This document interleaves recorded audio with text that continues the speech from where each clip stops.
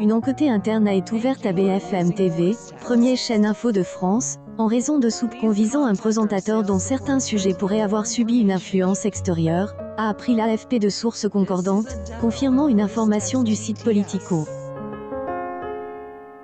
Une enquête interne a effectivement été lancée il y a plus de 2 semaines à la suite d'informations recueillies concernant un journaliste, qui est désormais dispense d'activité, a indiqué à l'AFP la direction de BFM TV, sans préciser la raison de ces soupçons.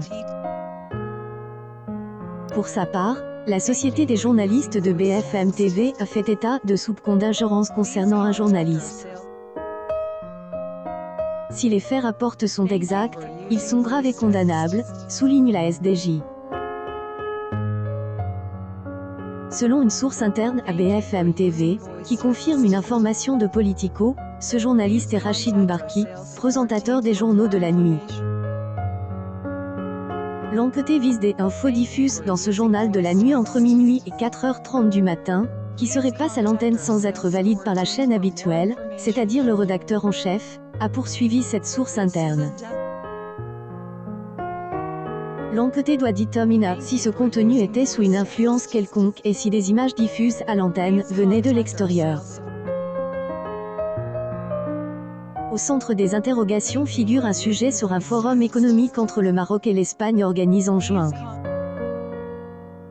En lançant le sujet, selon un extrait encore visible sur les réseaux sociaux, Rachid Mbarki indique que ce forum a été rendu possible par le réchauffement des relations diplomatiques entre les deux pays depuis la reconnaissance par l'Espagne du Sahara marocain.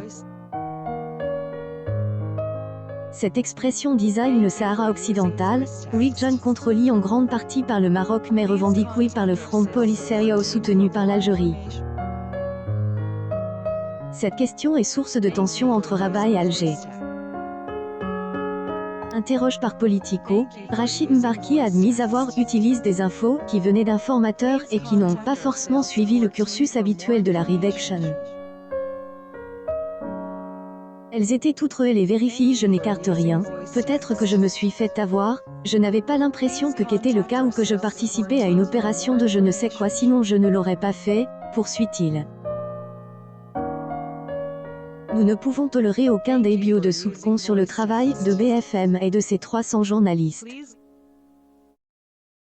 Nous prendrons donc toutes les mesures juridiques, judiciaires, individuelles et d'organisation selon les conclusions de cette enquête, a pour sa part assure la direction de BFM.